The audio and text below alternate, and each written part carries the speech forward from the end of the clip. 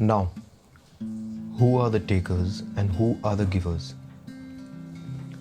To start, let us put it this way. A taker never gives, a giver never takes. But before I get into explaining who I think we should aim to be, establish one thing in our minds first. Everyone pays by giving something for something to be taken in return. It is all a barter system, one way or the other. You pay by giving your time on the internet to get information in return. You sell your skills at your workplace to get paid every month. Ultimately, everything comes down to give and take. You give your time, effort, or money to get something in return. I know this might make you furious, but let us assume everything is give and take. Then, even the feelings are give and take, in a way. I'm sorry, but please bear with me for now. You either feel for someone because they did something for you, or they feel for you because you did something for them. Whether good or bad, we all take something in return for what we give.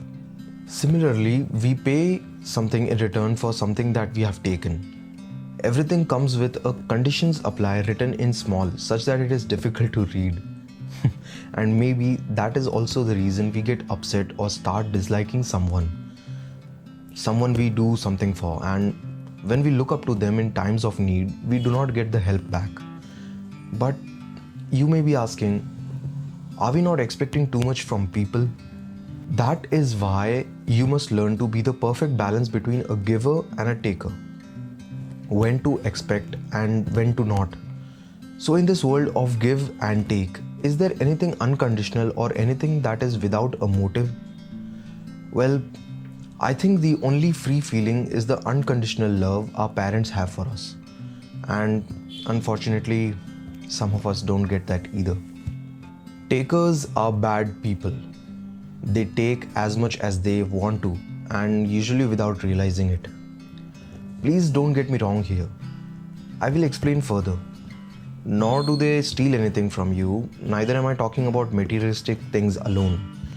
I mean in terms of anything, tangible or intangible. They feel it is okay because the givers will not mind them taking from them. Maybe it is an idea, a style, your skills, your things, etc. without giving anything in return, not even respect. That is what takers are. They are toxic. They will take what they like, regardless of how you feel.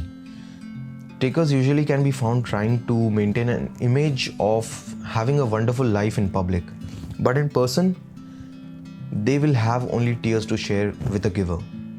Again, let me warn you, it is just a simple tactic to gain sympathy. Takers are also shameless and lack or have no sense of self-respect.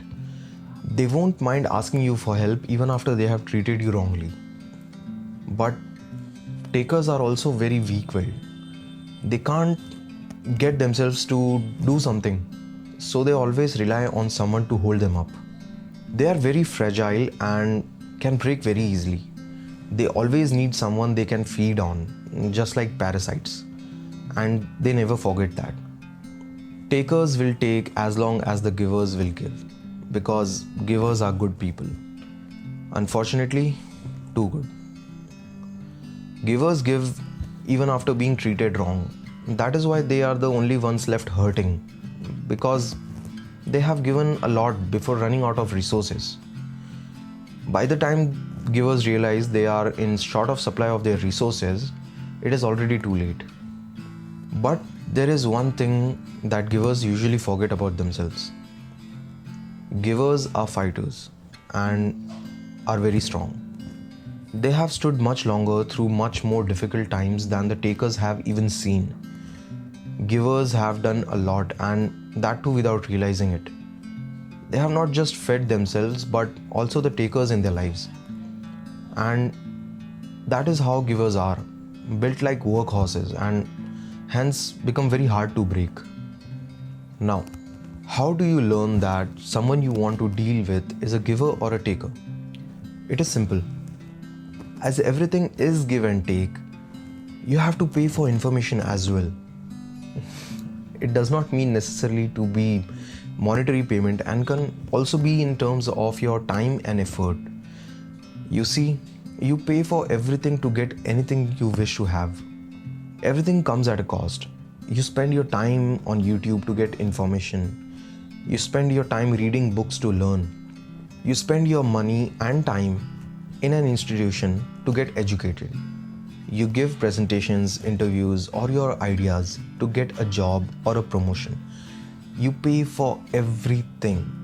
Your skills and your time are the original money that you can spend to get something. Similarly, you have to help someone to know if that person is a giver or a taker. It is not as wrong as it sounds. It does not mean helping is bad, nor means selfishly helping others only to know if that person is beneficial to you or not. No, helping is good. My only point is help people who need help. Guide them. Teach them rather than feed them directly. You may know this. Give the beggar a fish and he will come back again the next day, asking for it. Teach the beggar how to fish and he will feed himself for the rest of his life. Teaching and guiding is the best way of giving for a good cause than to directly helping someone in terms of money. But in some cases where you have to help with money, you have to be careful and watch ahead before dealing with people. If you are even a little skeptical about it, don't do it right away until you have done your research about the person.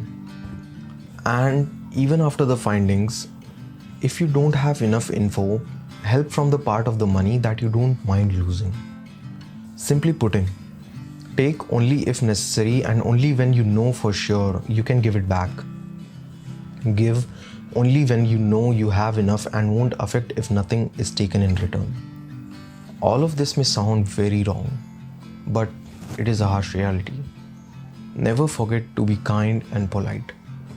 You helping others never makes you bigger than them. So treat everyone right. All the best. If you like what you have heard, please follow, subscribe, or like to keep updated for more such content.